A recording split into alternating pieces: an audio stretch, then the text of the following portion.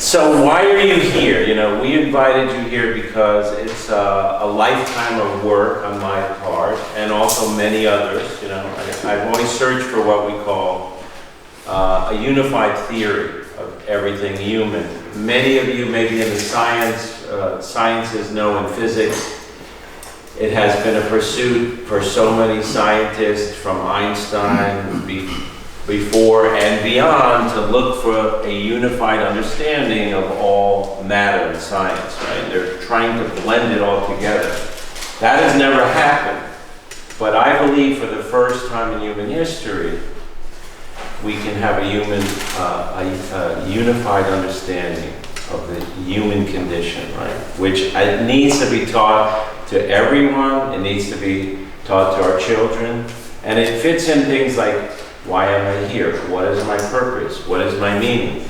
Why are we sick? Why do I suffer? Why does this one have similar situations in life that could be very troubling or challenging, and they have certain resiliency to overcome, and others, we know, it's just they seem to struggle and struggle and struggle, seemingly the whole life. We are in a critical time period in our development, right? Because we realize never before have we seen so many chaotic events. We see people kind of just losing it and acting out in very strange and violent ways. Anxiety is at an all-time record high. Depression's at an all-time record high. Cancer's at an all-time record high. In fact, and even the darkest things in the Center for Disease Control just recently released a very dismal statistic that young people, we say, you know, children between 10 and say 24, the suicide rate has gone up 56% in the last 10 years. But all of this is a symptom, right? All of these are symptoms that something's wrong, that we need to make a change, not individual, not any single person in this room can do it by themselves, right? We have to begin to be unified, but we need to be unified with a common understanding that is shared by some of the most brilliant and most conscious people, right? And so in unified, we kind of look across the board.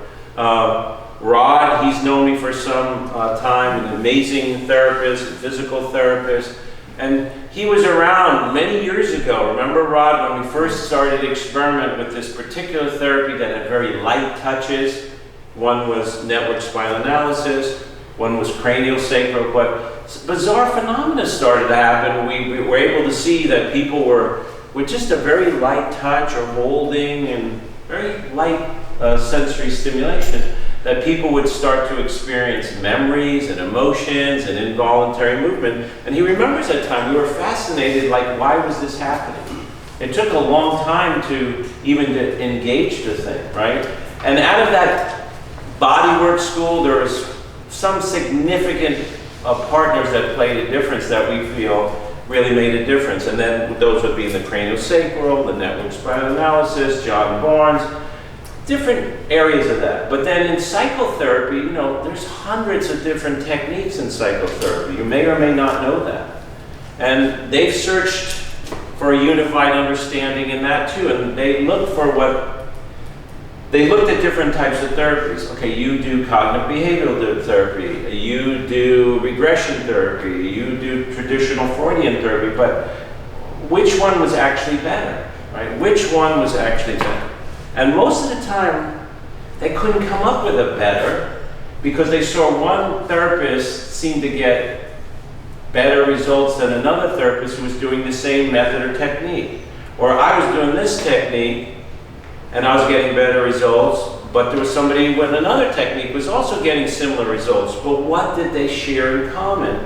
And so what they were able to break it down to was they discovered a thing first. They use, you know, it's psychology, so a lot of times they try to be empirical, so they kind of made the initial definition a little vague, and it was called the therapeutic alliance. So, well, what does that mean? You know, you can understand alliance, right? But eventually it broke down to something very simple, the therapeutic relationship.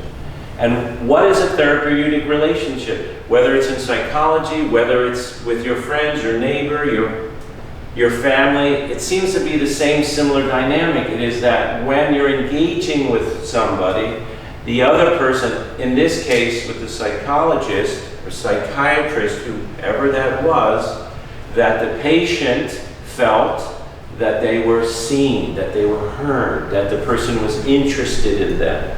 It was a critical dynamic because they found a lot of people, of course, a lot of people have problems. A lot of therapists have problems. A lot of people have stress. And they're so engaged in their stress responses, they're not able to be present with who they're engaging with. And this is the same thing you're going to see with your children. This is going to be the same thing with your family and friends. And something was causing them not to be engaged.